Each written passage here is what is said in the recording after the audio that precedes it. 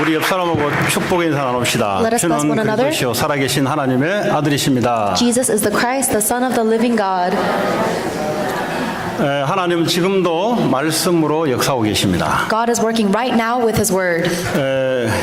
귀신 섬기고 우상 섬기는 자들은 그 신이 어떤 모양 속에 갇혀 있는 모양 생각으로 모양을 만들어 놓고 절을 하고 음식도 드리고 합니다.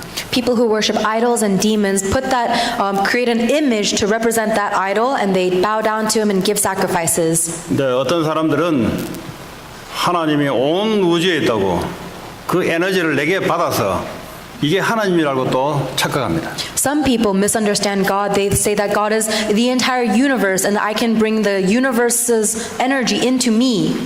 특별히 미국은 하나님으로 시작된 나라이기 때문에 모든 것들이 하나님으로 단어로 통하는 나라가 미국입니다.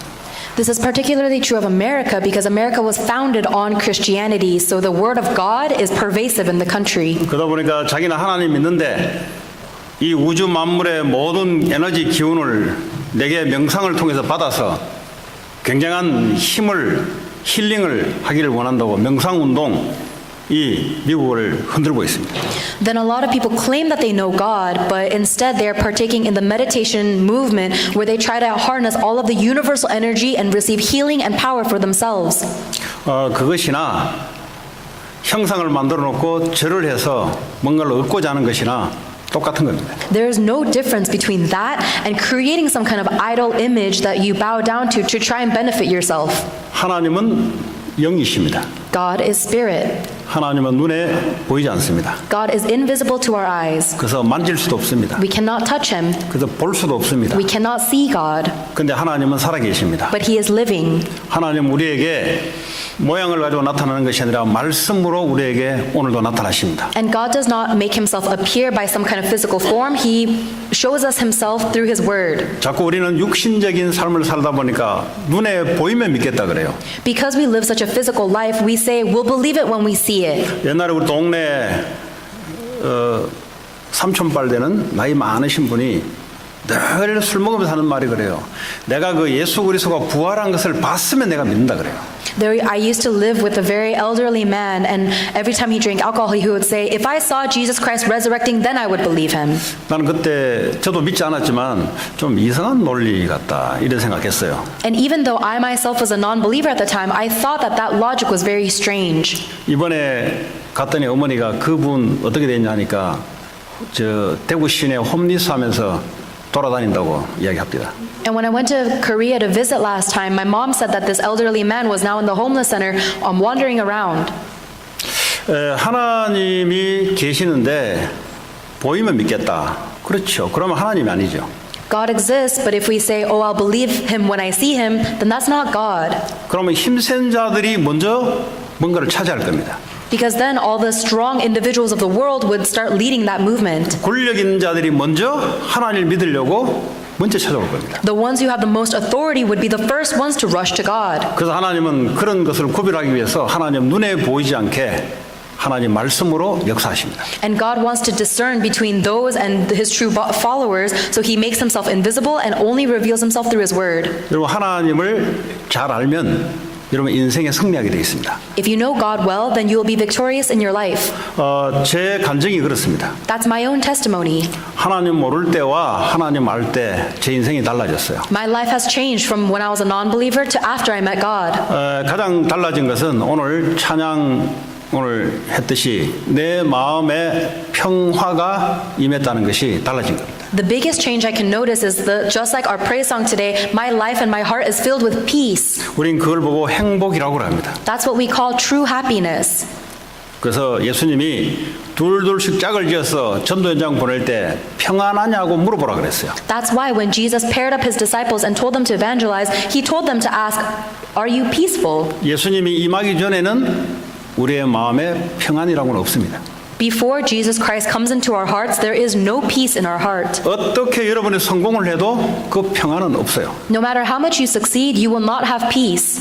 아무리 연예인이 되고 아무리 탑스타가 돼도 그 평안은 올라가면 올라갈수록 더 없어져요. No matter what a famous celebrity you become, in fact, the more successful you become, the less peace you have. 예수님이 우리 안에 임해서 그분이 우리에게 평안을 줄 때만 가능한 일입니다. When Jesus Christ comes into our heart and gives us peace, that is the only time we can have true peace. 오늘 하나님께서 여러분에게 말씀으로 여러분에게 나타나십니다. Right now, God is revealing himself to you through his word. 자꾸 보려고 하지 마세요. Stop trying to see God. 뭔가를 체험하려고 하지 마세요. Stop trying to experience something. 그 체험할 수도 있지만 그거는 본질적인 얘기가 아니에요. It is possible to experience God, but that's not the fundamental word. 조용한 가운데 하나님의 말씀으로 여러분 영혼 속에 찾아 들어옵니다. When you're in the middle of silence, God will find your spirit through his word. 그 말씀과 내가 일치되는 순간 역사가 일어나기 시작해요. And the moment you become aligned with God's word, that was when his works will reveal. 정확한 말씀을 모르면 열심히 신앙생활하는데 헛발을 짚어요. If you don't know God's accurate word, then you'll be living your walk of faith so diligently, but it is all futile. 사람한테는 그렇게 하면 되거든요. With human beings, you can act like that. 네, 다른 마음을 품고 열심히 하는 척하면 사람은 쏘가줍니다.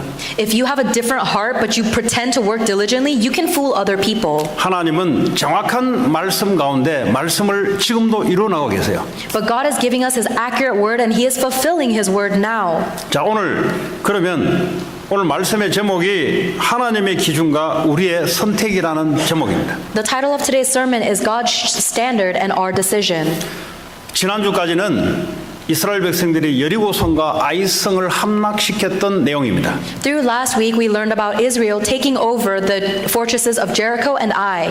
자, 이 두 성을 이스라엘 백성들이 하나님 힘으로 함락시켰는데 그 다음에 해프닝이 하나 벌어졌어요. The Israelite people conquered the fortresses by God's power, and after that event, something happened. 이 가나안 땅에 살고 있는 아주 강한 7 족속들이 동맹을 맺어서 이스라엘과 전쟁을 하자고 지금 모의를 하고 있는 내용이 바로 9장 1절 2절 내용입니다. There are 7 nations around the land of Canaan that are very strong. They unified together to wage war against Israelites, and that's what's happening in Joshua chapter 9.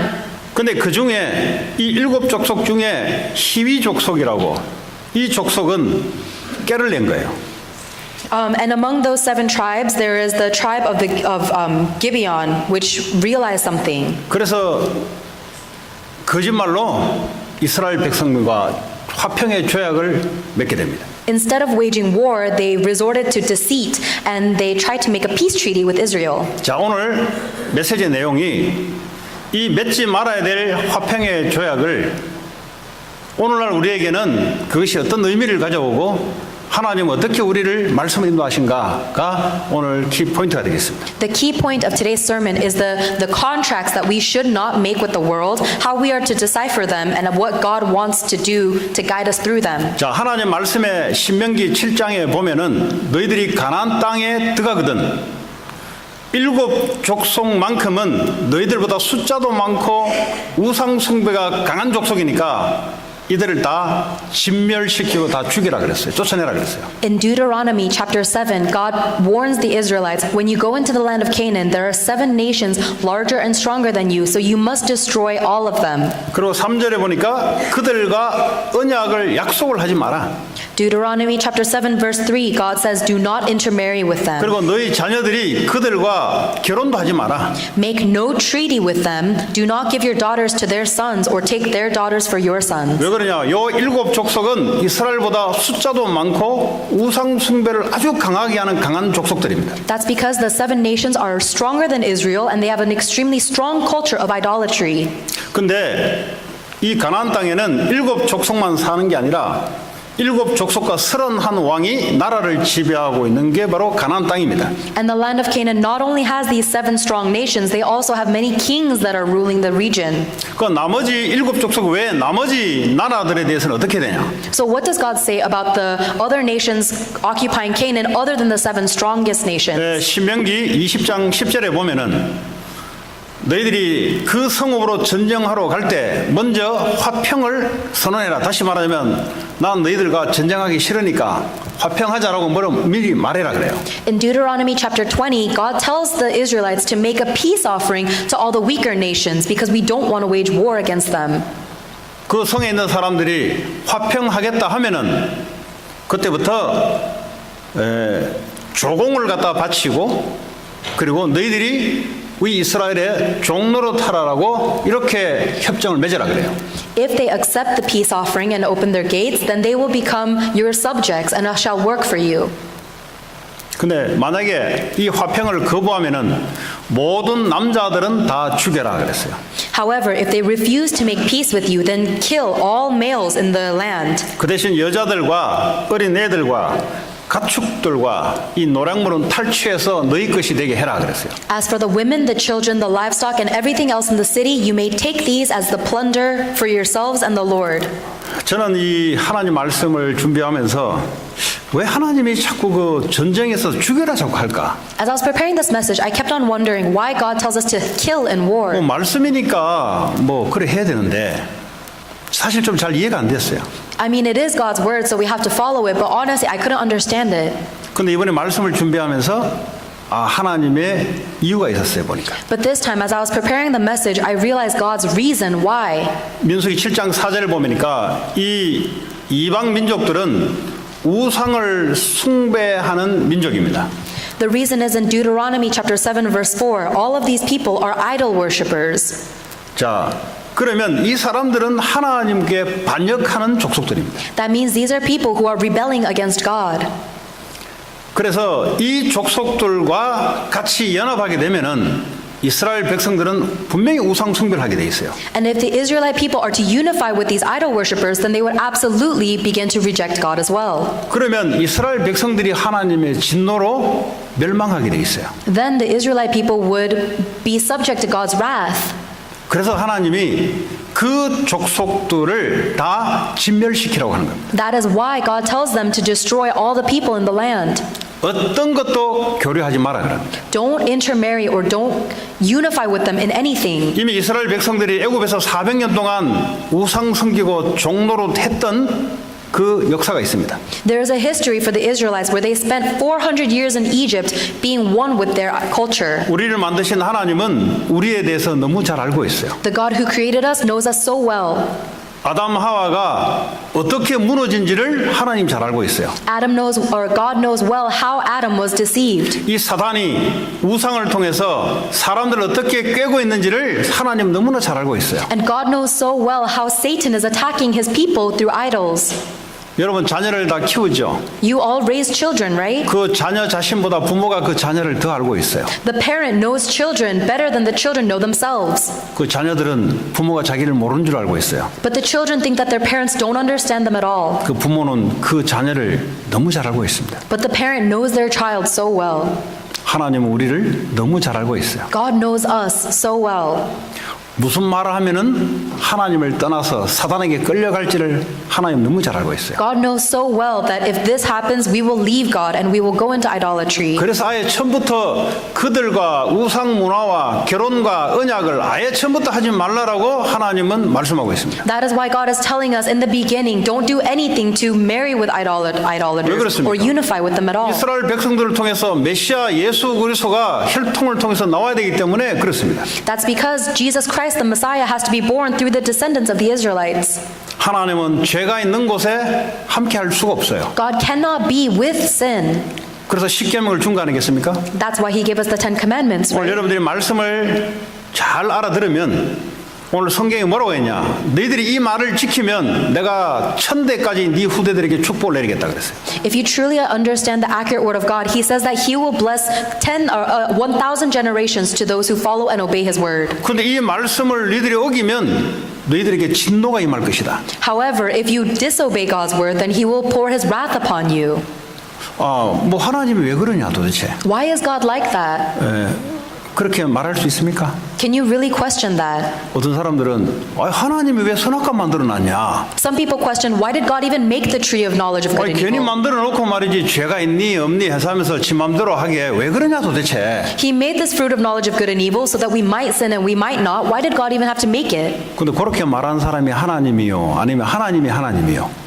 Then the person who asks that question, are they God or is God their God? 그렇게 말하는 사람이 지금 지가 하나님 돼 있어요. Whoever asks that question thinks that they are God or better than God. 그 직장에 오너가 있는데 밑에 종업원이 오너가 왜 있다고 그러냐? If there is a company and the employees at the bottom are questioning the CEO's actions, 오너가 이래야 되는데 왜 있다고 그러냐고. oh, the owner should have done this. Why is he doing that? 누가 오너예요? Then who is the real owner of that company? 그 종업원이 지금 오너 위에가 있는 거예요 지금. That employee thinks that he is above the CEO. 그 첫 번째 잘려나가야 될 대상입니다. So he is the first person that should be fired. 하나님이 말씀으로 역사하고 있는데 왜 하나님이 그렇게 역사하시냐 이 말이에요. God is working according to his word, but we question, why is God working like this? 그걸 보고 죄라고 해요. That is called sin. 하나님 왜 이렇게 하냐 이 말이에요. Why is God doing this? 자기 생각대로 이렇게 하면 되는데 왜 이렇게 하냐 이 말이야. We think God should be doing this, but instead he's doing that. 그게 실패의 시작입니다. That is the beginning of failure. 그걸 보고 죄라 그래요. It is called sin. 사탄은 그 일만 하고 있습니다. That is the only thing Satan is 오늘 doing. 이 시간에 여러분의 생각을 가지고 살아가도록 만들고 하나님 말씀을 듣지 못하게 만듭니다. Satan is making you live your life based on your thoughts and not follow God's words. 근데 본인이 잘 몰라요. But you as an individual don't know. 워낙 오랫동안 다른 사상과 기준들이 뿌리 깊게 되어 있기 때문에 하나님 말씀이 듣는데 잘 안 들어옵니다. Because we've lived our entire lives being imprinted with all of these wrong ideologies and standards, we cannot listen to God's word. 그래서 오늘 하나님 말씀이 여러분 영혼 속에 축복으로 임하는 시간 되기를 바랍니다. That is why I bless you so that the word of God may be established in your spirit today. 자, 다시 돌아옵니다. Back to the sermon. 오늘 기본 주민, 희위 족속이라 하는 이 주민들이 살기 위해서 지금 작전을 쓴 거예요. The people of Gibeon are creating this plot to try and survive. 스파이를 보내서 이스라엘의 율법을 연구를 한 겁니다. They send out a delegation of spies and they use the law for their benefit. 어떻게 하면 우리가 살아날 것이냐. How can we live and survive? 이 연구를 해보니까 7 족속 말고 저 멀리 있는 성읍은 살려준다라는 율법서에 돼 있어요. After strategizing, they realized that the Israelite people have a law that if it's not within the 7 nations or surrounding them, they can make treaties with faraway lands. 이 사람들이 요 7 족속에 가까이 해당되는데 자기들이 멀리 사는 것처럼 옷이며 식량이며 멀리서 온 것처럼 거짓말로 여호수아에게 간청을 합니다. And so, even though Gibeon is one of the lands that are the 7 nations around Canaan, they pretended like they were from far away by wearing old clothes and they tried to trick the Israelites. 당신의 하나님이 애굽에서 역사했던 것과 그리고 가나안 땅에서 역사했던 것을 우리는 들었다. They said, "We have heard of the great works that your God did in Egypt." 우리는 저 멀리서 있는 연약한 족속이니까 우리와 화친을 하자라고 화평을 하자라고 조약을 맺기를 원합니다. We are from a far and distant land and we want to create a peace treaty with you. 근데 여호수아가 가만 보더니 아니 멀리 사는 것 같지는 안 보이고 요 어디 근처에 사는 것 같이 보인다고 이야기해요. And when Joshua saw them, he thought, it doesn't look like you guys are far away. What if you guys are from nearby? How can we make a treaty with you? 그랬더니 이 기본 족속이 그 말을 하자마자 납작 엎드려서 우리는 당신들의 종이 되겠습니다. And as soon as Joshua said that, the people from Gibeon bowed down to Joshua and said, "We are your servants." 여러분 이 말이 얼마나 좋은 말인지 몰라요. 여호수아에게는. You have no idea how good it is for Joshua to hear these 나는 words. 당신에게 충성을 다하겠습니다. I will do everything for you, they 나는 said. 당신에게 목숨을 걸겠습니다. I will stake my life for you, they said. 그 말을 사람들은 다 좋아합니다. Everyone loves hearing words like that. 남자들도 여자들에게 나는 당신을 위해서 목숨을 걸겠습니다. 거의 넘어가요. If any guy says to a woman, "I will give my life for you," then anyone will be swept up by that. 근데 왜 이 여호수아가 살짝 넘어간다니까 이스라엘 백성들이 400년 동안 종로로 됐거든요. And the reason why Joshua was deceived by those words is because they spent 400 years as slaves to Egypt. 한 번도 주인 행세를 한 적이 없어요. The Israelites had never been the owner of anything. 그런 상처가 있는 겁니다. They had that scar. 거기다가 우리가 당신들을 떠받치고 종로로 되겠습니다 그러니까 순간 넘어가 버렸어요. And in the midst of that scar, the Gibeon people are saying, "We are your servants, we will do everything for you." And so Joshua was momentarily deceived. 그 남자들이 여자들에게 껌 하나 주면서 나는 당신을 위해서 평생 내가 헌신하고 생명까지 바치겠다. 한 번에 넘어가요. 한 번에. It's like if a man says to a woman, "I will spend the rest of my life devoting to you and serving you," then the woman will be swept up in one swoop.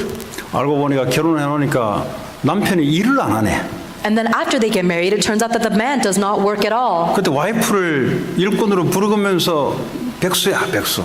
And 손에 물도 안 묻혀. he treats his wife as his servant, ordering and 그 commanding her. 한마디에 넘어가 버렸어요. But we were deceived by that one 나는 promise. 당신을 위해서 평생 나는 종으로 살 것이고 목숨까지 내버리겠다. 그 한마디에 넘어가 버렸어요. We were swept up by his lie when he said, I will spend the rest of my life serving you and devoting to you. 여호수아도 마찬가지입니다. Joshua was the same way. 성경은 뭐라고 얘기하냐? What does the Bible say? 여호수아 9장 14절에 보니까 이 사실에 대해서 여호수아는 하나님께 묻지를 아니했다라고 이야기하고 있어요. Joshua chapter 9 verse 14 says that the men did not inquire of the Lord.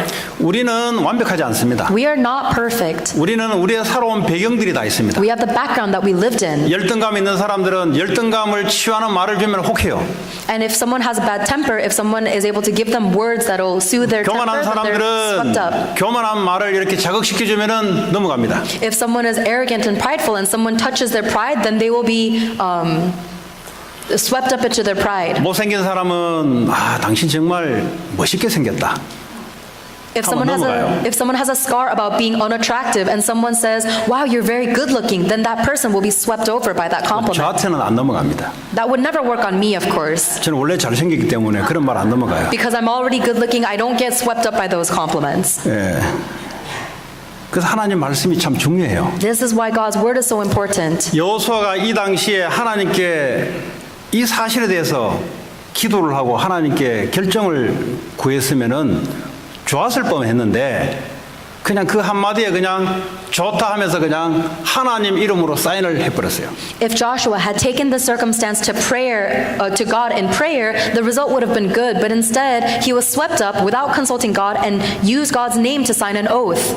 근데 사인을 하고 난 이후에 한 3일쯤 되다 보니까 이 기브온 족속들이 사는 도시를 지금 옮겨가는데 기브온 족속들이 자기가 살고 있는 도시니까 웅성웅성 소리가 나오기 시작하는 겁니다. 3 days after they signed the peace treaty, they find out when they go towards the land of Gibeon that this is people from that land. 저희가 우리 집이고 Oh, this is my house 저희가 here. 우리 학교고 That's my school. 저희가 우리가 우물을 깃는 물을 먹는 우물이고 That's the well that we drink water from. 그때서야 이스라엘이 눈을 치를 쳐요. At that point, the Israelites realized that the Gibeonites had fooled them. 이것들이 거짓말했구나. These Gibeonites 저 멀리 사는 lied. 족속이 아니고 요 가까이 사는 족속이었구나. They are not from a faraway land. They are from the tribe of Gibeon. 근데 어떻게 해야 되겠어요? What are they supposed to do now? 하나님의 이름으로 사인을 했기 때문에 변경을 할 수가 없어요. They already signed the peace treaty oath in the name of God, so they can't break it. 자, 그래서 하나님의 백성으로 편입이 됩니다. And so as the people of God, they begin to panic. 자, 문제는 이 일 이후에 기브온 족속 때문에 이스라엘은 어떤 영향을 받았는가가 성경이 나와요.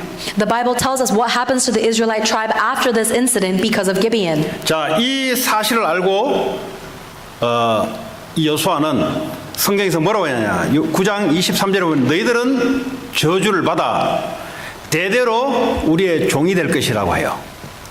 After Joshua found out that the Gibeonites lied, he curses them and says, "You will be our servants forever." 그리고 하나님의 집 제단을 위해서 나무를 패고 물을 깃는 종로를 영원토록 해야 돼요. And for eternity, you will serve as woodcutters and water carriers for the house of my God. 그래도 하나님의 백성의 편입이 된 게 어디예요? And even so, they are still involved within the people of God, so that's still a blessing. 자, 이분들이 이스라엘 백성으로 편입되면서 좋은 게 있어요. As the Gibeonites get included into the kingdom of God, the people of God, there's a benefit. 솔로몬 왕이 하나님께 1천 번제를 드릴 때 그 번제를 드렸던 장소가 기브온 족속 땅이에요. 땅. When King Solomon was giving 1,000 sacrifices, he goes to the land of Gibeon to give that sacrifice. 그리고 바벨론에서 포로로 있다가 이스라엘로 다시 돌아올 때 이스라엘 성벽을 건축을 해야 되는데 그 건축에 동원된 사람들 중에 일부가 기브온 사람들 히비 족속입니다. And when the Israelites returned from their captivity in Babylon to build the new temple of God, the Gibeonites were one of the people who constructed the temple. 또 이 기브온 족속 때문에 이스라엘이 고통을 당한 때가 있었어요. There was also a time when the Israelite people suffered because of Gibeon. 이 사울 왕이 왕으로 등극을 하고 난 이후 이 기브온 애들 보니까 저거 우리 족속이 아닌데 늘 눈에 이렇게 이게 싫었어요. When King Saul became the first king of Israel, he noticed the people of Gibeon were not like his other people, and it caught his attention. 그러니까 자기가 힘이 있으니까 이제 이스라엘과 유다 족속들에게 인기를 끌려고 기브온 사람을 죽여버렸어요. And so because King Saul had some power and wanted to gain in popularity with the Israelites, he killed a few Gibeonite people. 그래서 오늘날도 대통령 되면은 반대파들은 마음에 원래 안 들었던 것들은 감옥에 집어넣고 마음대로 하잖아요. And even now, when someone becomes the president, they can do whatever they want. They can put people they don't like in prison. 그런데 이 사건이 있고 난 이후 3년 동안 이스라엘에는 기근이 들기 시작합니다. But after King Saul did that, there was a famine in Israel for 3 years. 왜 기근이 들었을까? 다윗이 기도를 한 거예요. At that time, David prayed to God, asking why there is a famine. 근데 그 기브온 사람들을 데리고 물어봤어요. And he asked the Gibeonite people too. 당신의 전대 왕 사울이 우리 백성들을 죽였습니다. The Lord said, this is on account of Saul, who killed the Gibeonites. 그러면 다윗이 그랬어요. 우리가 어떻게 하면 좋겠냐? And David asked God, what should we do then? 우리가 이렇게 저렇게 할 수 있는 권한은 없고 다윗 왕에게 맡기겠습니다. We don't have the authority to do this or that, so we'll give this authority to King Saul. 그들 중에 얼마를 목숨을 내놔라라고 요구를 합니다. And God tells them, kill 7 of King Saul's descendants. 그래서 사울 왕의 족속 중에 7명이 목이 매달리는 죽는 일이 벌어졌어요. So there's a situation where 7 of King Saul's descendants had to die. 왜 그러냐면 아무리 이방 족속이지만 거짓말로 화친을 맺은 이상은 하나님으로 맺은 이상은 하나님의 백성입니다. That's because even though they were Gentiles, because they were tied into the kingdom of God through an oath, even though it was gotten by a deceit, God still 문제는 protects them. 그 사울 왕의 문제죠. Now King Saul is the problem. 사울 왕이 저게 늘 눈에 가시했는데 저거 정리하면은 이스라엘 백성들이 정치적으로 나를 많이 따라오지 않겠냐 이런 계산이 있었던 것 같아요. Because King Saul had the strategy, the Gibeonite people are always annoying us. If I kill the Gibeonite people, I'll become more popular with the Israelites. 자, 그러면 하나님의 기준은 도대체 어떤 것인가? But what is God's standard? 하나님의 기준을 알아야 우리도 그 기준을 맞출 거 아닙니까? We need to know God's standard in order to follow that. 이 12정탐꾼을 보낼 때 이 가나안 땅에 기생 라합을 살려줘요. When the 12 spies went into Jericho, they met the prostitute Rahab, who they later saved. 원래는 다 죽여야 될 대상들입니다. The people of Jericho were supposed to all die. 근데 정탐꾼을 도와줬다는 것으로 기생 라합과 그 일가족이 다 살게 돼요. But prostitute Rahab and all of her family members were saved because they helped the Israelites. 그리고 기생 라합을 통해서 다윗 왕 예수 그리스도가 그 가문을 통해서 나오게 됩니다. And Jesus Christ is actually born through the lineage of Rahab. 자, 그러면 예수님은 신약에서 이와 같은 사건을 가지고 뭐라고 말씀하고 있냐? Then what is God telling us through these circumstances in the New Testament? 마태복음 15장을 보면은 이 가나안 여자가 예수님께 다가옵니다. Matthew chapter 15 talks about a woman. 이 예수를 보면서 다윗의 자손이여 나를 불쌍히 여기소서 그래요. The Canaanite woman says, Lord, son of David, have mercy on me. 내 딸이 흉악하게 귀신 들렸나이다 그래요. My daughter is suffering terribly from demon possession. 그랬더니 예수님의 대답이 아주 냉정하게 딱 자릅니다. And Jesus Christ cuts her off very coldly. 나는 이스라엘의 집에 잃어버린 양 외에는 24절에 다른 데로 보내심을 받지 아니했다. 이 말은 뭐죠? 나는 니들에게 관심 없다 이 말이에요. Jesus said, I was sent only to save the lost sheep of Israel, pretty much saying that he has no interest in saving her. 왜냐면 가나안 여자거든요. Because she is a Canaanite woman. 나는 잃어버린 내 양을 찾으러 왔지 니들에게 관심 없다 이 말이에요. I have come here to save the lost sheep. I'm not interested in you. 그랬더니 여자가 예수께 찾아와서 저를 도와달라고 그래요. And the woman continues to follow Jesus, asking for help. 그랬더니 예수님이 대답합니다. And the Lord responds, 자녀의 떡을 취하여 개들에게 던짐이 마땅하지 아니하다 그래요. He said, it is not right to take the children's bread and toss it to their dogs. 내 백성들에게 줘야 될 것을 왜 내가 이방인 개들에게 이 떡을 줄 것이냐 이 말이에요 지금. Jesus is saying, I have a precious word to deliver to my children. What a waste if I give it to the dogs. 그들이 27절에 여자 그래요. 옳소이다 주여. And the woman said, Yes, Lord. 개들도 제 주인의 상에서 떨어지는 부스러기를 먹나이다 그래요. But even the dogs eat crumbs that fall from their master's table. 아니 예수님이 계속 거부하는데 이 여자가 끝까지 살려달라는 겁니다. Jesus Christ keeps on rejecting her, but she continues to ask for salvation. 우린 개가 맞습니다. 이방인 개가 맞습니다. We are dogs, it is true. 개들도 주인의 떡 먹다가 부스러기 떨어진 것을 주워 먹지 않습니까? But even the dogs will eat the crumbs that their masters drop. 그런데 예수님이 하실 말씀이에요. And Jesus Christ said, 여자여 네 믿음이 크도다. 네 소원대로 되리라 하시니 그때로부터 그의 딸이 나으니라 그랬어요. Jesus answered, Woman, you have great faith. Your request is granted, and her daughter was healed from that very hour. 이 기브온 족속들이 원래 죽여야 될 대상입니다. The Gibeon people should have died, 살려고 찾아왔어요. and they went to the Israelites to try and live. 신약에서도 오늘도 예수님이 했던 것이 마찬가지입니다. And it is the same thing that happened in the New Testament with Jesus Christ. 교회는 많은 곳이냐? What is it that the church must do? 모든 사람을 살리는 곳입니다. It is a place that must save all people. 교회는 목사가 주인이 아니고 장로가 주인이 아니고 여러분이 주인이고 예수가 주인이라면 예수님이 그렇게 하실 겁니다. The church is not owned by the pastor, the elders, or even you. If Jesus Christ is the true master of the church, this is the work he will 그리고 do. 여호수아와 같이 실수를 하지만 그 어떤 실수도 용서하고 받아주고 다시 돌이키게 하는 것이 바로 교회입니다.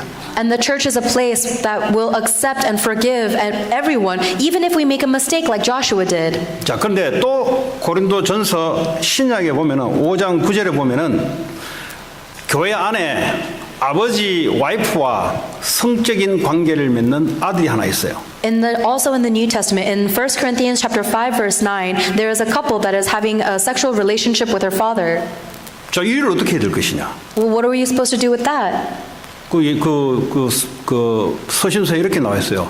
저는 영혼은 구원받을지 몰라도 육신은 사단에게 잡혀서 끌려다니다가 세상에 끌려다니다가 사단에 끌려다니다가 마지막 날에는 구원을 얻게 될 것이다.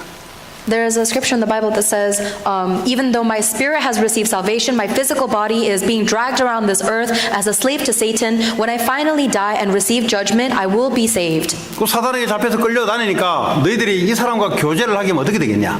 So if that person is being dragged around by the demon, what would happen if you are in a relationship 너희들이 with that 영적 person? 신앙이 떨어져서 하나님을 멀어지지 않겠냐? Will you not become spiritually weak and drift farther from God? 그래서 그런 자들하고는 교제하지 마라 그랬어요. So do not associate with those people. 교제하게 되면은 그 사상과 그 문화를 내가 받아들이면서 하나님과 내가 멀어지기 때문에 하나님이 교회 안에서 그 말씀을 준 거예요. God gives this word to the church, do not associate with immoral people, because the more we associate with them, the more we are tainted by their ideologies and standards. 자, 그러면 고린도 후서의 6장 14절에 보면은 믿지 않는 자와 멍에를 같이 매지 말아라 그랬어요 또. And in 2 Corinthians chapter 6, it says, do not be equally yoked, do not be in fellowship with non-believers. 멍에라 말은 요크를 말하죠. 요크. This yoke. 그 여러분 소 2마리 등에 이렇게 요크 달아서 끈을 매서 같이 일하도록 자기 마음대로 가지 못하도록 요크를 달아서 같은 방향으로 이렇게 밭을 갈고 일을 하도록 만들잖아요. 그래서 요크를 달잖아요. Farmers will yoke together 2 oxen so that they can plow a field, and the oxen will not go whichever direction they please. They have to be tied together with this 그런데 yoke. 만약에 불신자와 내가 그 요크를 같이 달고 한 방향으로 가면은 어떻게 되겠냐? But what would happen if I am yoked together with the non-believer 그래서 멍에를 같이 매지 마라 그래. who is going in a different direction? That is why we cannot be yoked 아니, together. 세상 나가면 뭐 불신자와 우리가 같이 일도 하는데 그 얘기 아니에요 지금. We're not talking about when you go out into the field and you have to work with non-believers. 예를 들어 어떤 남자가 교회 다니는 여자를 너무 괜찮게 생각해요. Let's say there is a man who really loves a woman who goes to church. 그랬더니 보니까 여자가 너무 괜찮아요. She's so great. 여자만 있는 게 아니고 남자도 있습니다. It's not just women, they're men too. 이 남자가 말이죠. 이제 결혼하려고 교회를 온 거예요. And this man comes to church because he wants to marry the woman. 왜냐면 여자가 나는 교회 안 다니는 남자랑 결혼하기 싫다 그랬거든. Because the woman said, I only will marry someone who goes to church. 근데 이 남자가 그걸 알고 교회를 다녀요. And the man knows that, so he goes to church. 그 다닐 때는 목적이 하나가 있어요. And when he goes to church, he has a motive. 어쨌든 이 여자와 결혼해야 되는 거예요. No matter what, I have to marry this woman. 결혼 이제 몇 달, 뭐 한 1년 다니다 보니까, 이러면 이제 결혼해도 되겠다 싶어 결혼을 했어요. And so after about a year, the woman says, okay, now I can marry him, and they marry. 결혼하고부터 그 다음부터 교회를 안 나오네. After they get married, though, he stops going to church. 그럼 어떻게 돼요? Then what do you think would happen? 그 말은 이 사람은 결혼하려고 교회 온 거지, 예수님을 믿고 영이 바뀐 상태는 아니단 말이에요. That person only went to church because he wanted to marry. He didn't believe in Jesus Christ and had his spirit changed. 그래서 고린도후서 6장 14절 이하에 보면은 믿는 사람은 그 영이 하나님의 성령이서 하나님의 성전이고, 믿지 않는 자들은 우상을 섬기는 자인데 어째서 같이 멍에를 매서 한 방향으로 같이 갈 수 있겠냐? 절대 같이 못 간다. That is why in 2 Corinthians chapter 6 verse 14 it says that you have the spirit that follows God and the non-believer follows the idol. How can you therefore be yoked together and go in the same direction? Don't do that. 어째서 빛과 어둠이 같이 사귈 수 있겠냐? What fellowship can light have with darkness? 그럼 어떻게 해야 됩니까? Then what are we supposed to do? 그럼 바로 이혼하고 그냥 나는 믿는 사람과 다시 결혼해야 됩니까? Do we immediately have to get a divorce and marry someone who believes? 그 말이 아니고 No. 계속 살아라 그냥. You have to continue living with them. 마찬가지로 여호수아가 하나님께 물어보고 응답을 받고 했더라면 그런 착오가 없을 텐데, 그 여자애도 마찬가지예요. 기도하면서 하나님께 응답 받아서 확신을 가지고 결혼했으면 어쩔 수 없건데, 근데 남자가 하는 걸 보니까 거짓말로 다가와서 결혼하려고 했단 말이에요. 그런 거는 가정을 지키고 네가 책임지고 끌고 가라 이 말이에요 지금. It's the same situation with Joshua. If he had simply consulted with God before he gave the oath to Gibeon, then he wouldn't have had to create this complicated treaty. It is the same with humans. Sometimes we will be deceived to try and marry someone, but we have to take it into consultation with God. 둘 다 불신자로 있다가 어느 한 사람이 예수를 믿게 돼요. Otherwise, you have to carry out a family suffering and taking responsibility for the oath you took without consulting God. 성경 말씀에 멍에를 같이 매지 말아 했는데, There's another situation where both are non-believers married, and one of them believes in God. 그럼 그때는 어떻게 해야 되냐? The Bible tells us not to be unequally yoked, so what do we do? 그래도 가정을 유지하고 끌고 가라 이 말. Even so, you must carry forward the family that God has given you. 그러나 청년들이나 우리 어린 사람들은 영이 같아야 돼요. 하나님의 영으로 같아야 돼요. That is why all young adults and young remnants have to realize that your spouse has to be of the same spirit from God as you. 어떤 자매가 저한테 상담이 들어왔어요. 오래전 이야기죠. A long time ago, someone came and consulted with me. 목사님, 이 남자가 능력도 좋고 학교 백그라운드도 좋고 너무 인물도 잘생겨요. 제가 봐도 잘생겼어요. Pastor, there's this boy who is so good looking and he has such a good background and good education. 근데 한 가지가 문제가 있습니다. But there is one problem. 교회만 안 다닙니다. He just doesn't go to church. 근데 그걸 얘기할 때 별거 아닌 것처럼 얘기해요. 교회만 안 다니고 나머지는 다 좋습니다. 이렇게 저한테 얘기해요. And when she said that, she trivialized that issue. She said, even though he doesn't go to church, everything else is perfect. 그도 이제 성경 들은 게 있어가지고 혹시 이래가 결혼을 해버리면 잘못되면 어떡하냐 싶어서 목사한테 지금 확격을 받으러 온 거예요 지금. But because she had heard something about this in the church and in the Bible, she knew it might not end up well for her, so she wanted to get the pastor's blessing. 근데 이 믿지 않는 사람인데 서로 방향이 다를 텐데 이 가정생활이 괜찮겠냐 하니까 제가 전도해서 영접시켜서 신자로 만들겠습니다 그래요. And I said, if he is a non-believer, he will be going in a different direction as you. So how will you carry forward a family in Christ? And she said, I will evangelize to him. 근데 이제 전도를 이 친구가 잘 몰라서 그래요. But that's because this lady doesn't know evangelism 내가 well. 설득해서 사람을 꼬아서 하나님 믿으라고 만드는 게 전도가 아니에요. Evangelism is not trying to persuade someone and convince someone to believe in God. 그 사람에게 한가할 수 없는 하나님에게 은혜가 임해서 저와 같이 안 믿으면 안 되도록 하나님이 트는 겁니다. The amazing grace of God must pour upon that person so that that person has no choice but to believe. 계속 결혼하더라고. And she did keep trying to marry him. 그러면 이제 어떻게 되겠어요? Then what do you think will happen? 살면서 이제 일어난 일들이 이제 그 여자애가 책임을 져야 돼요. Everything that happens in their life moving forward, the girl has to be responsible for that now. 자, 오늘 왜 이런 말씀합니까? Why am I saying this? 하나님은 이스라엘 백성들, 하나님의 자녀들이 귀신 섬기고 영이 다른 사람들과 함께 있으면 영향을 받아서 하나님을 떠나서 축복을 놓치니까 그거 하지 말라는 것이 하나님의 포인트입니다. God knew that if the people of Israel were to associate with the people of the idol-worshipping countries, they would be tainted by their beliefs and their culture. So God is telling you, don't do that. 그 보니까 어떤 교회는 결혼 두 번째 하면은 교회 오지 마라 그래요. There are some churches that kick members out when they get remarried. 내가 어찌 사느냐니까 그 아시는 분이 그 세탁소인가 해요. 근데 집사님 잘 계세요. 이제 다른 교회를 다니는데 저하고 성경 공부를 몇 달 했던 분이에요. 그래서 뭐 그 교회 잘 다니세요 하니까 아유 저 그 교회 못 다녀요 그러더라고. 왜 못 다녀요 하니까 원래 우리 교회는 결혼 두 번 하게 되면은 교회에서 나가야 됩니다 그래요. I knew a man who I used to do Bible study with, and when I was catching up with him, I asked him how his church is. He said he got kicked out because he got remarried. 이제 하나님 말씀을 이제 어떻게 적용하느냐에 따라 달라요. So depending on how you apply the word of God, it'll be very different. 이 율법적으로 요 성경의 일부를 가지고 이렇게 적용할 것이냐, 아니면 하나님이 말씀하시는 그 말씀의 의미를 가지고 적용할 것이냐는 달라요. It's very different trying to take a very legalistic approach to the word of God, applying each word specifically versus knowing the great meaning that God is trying to convey. 이제 이 교회는 성도들이 영향을 받지 말라고 아마 미리 쫓아내는 것 같아요. So it seems like the church is trying to kick out all the people who are getting remarried so that the rest of the church members don't get influenced. 그러면 다른 것도 볼 필요가 없잖아요. Then that means they have to kick out other things as well. 저는 그렇게 생각하지 않습니다. That's not how I think. 교회는 그 어떤 사람도 실수를 해도 용서하고 기다려주고 새롭게 되게 만드는 것이 교회입니다. I believe that the church is a place that will always forgive and wait and change someone who makes a mistake. 음행에 빠지든 어떻게 빠지든 어쨌든 하나님은 이 사람을 살리는 것이 하나님의 계획이에요. No matter what they fall into, no matter what mistakes they make, God's plan is to save them. 문제는 그 사람에게 영향을 받아서 네가 거기에 빠지지 않도록 주의하라는 거예요.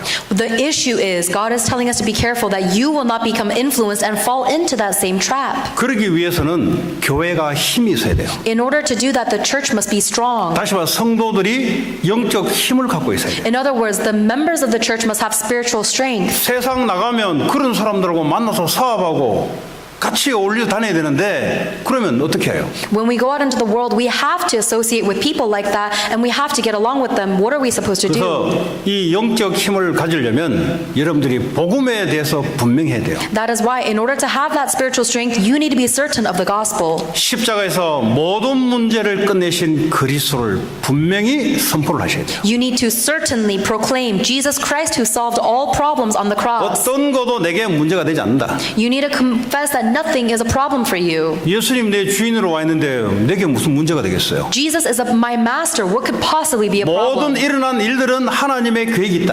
That everything that happens has God's plan within it. 그걸 안 믿으면 하나님을 안 믿는 거죠. If you don't believe that, then you're not believing 모든 in 해프닝 God. 속에 하나님의 절대 주권을 가지고 하나님이 간섭하고 계세요. You need to believe that God is controlling everything with His absolute sovereignty in everything that happens in your life. 나의 목적, 하나님의 목적은 세상 구원이에요. 세상 구원. That my motive and God's motive is world evangelization to save this world. 모든 사람을 살리는 것이 하나님 미션입니다. God's desire is to save everyone. 그래서 하나님이 성령 충만함으로 능력을 주겠다고 약속했어요. That is why God promised us to give the power of the filling of the Holy 우리가 Spirit. 이 일을 할 수 없기 때문에 하나님의 능력으로 함께 하시겠다는 거예요. Because we can't do this on our own, God promises the power of the Holy Spirit. 그래서 교회는 뭐 하는 것이냐? So what is it that the church must do? 성도님들은 주일 오면 뭐 하는 것이냐? What the congregation must do on Sunday? 분명한 말씀을 가지고 교회 세상 살리기 위해서 기도에 올인하고 하나님의 힘을 얻는 것이 주일의 목적입니다. The meaning of Sunday is to receive the accurate word of God and to have the prayer to go and save the church and the world. 그래서 하나님의 기준, 우리의 선택이 많은 사람들을 살릴 수 있는 영적 힘을 소유하고 한 주간 동안 살리는 저와 여러분 되기 바랍니다. God's standard as well as our decision this week must be in the direction of saving people's lives. 오늘 주신 말씀 붙잡고 우리 기도합니다. Let us hold on to the word God gave us and 왜 pray. 하나님 내게 이런 말씀을 주었을까? Why did God give us this word today? 이 말씀 가지고 한 주간 살아야 되겠다. We need to live our week with this word. 그 기도 제목 붙잡고 같이 기도합니다. Hold on to that prayer topic and let's 하나님 pray. 감사합니다. 오늘 하나님의 주신 하나님의 기준과 우리의 선택, 하나님 그 어떤 자들도 살릴 수 있도록 내가 먼저 힘을 가질 수 있도록 하나님 역사에 주옵소서. 교회 안뿐만 아니라 세상에서도 세상 문화를 변화시키며 세상에 하나님 우상 문화, 귀신 문화, 뉴에이지, 명상운동에 빠져있는 사람들을 살려낼 수 있는 영적 힘을 우리에게 허락해 주옵소서. 예수 그리스도 이름으로 기도합니다.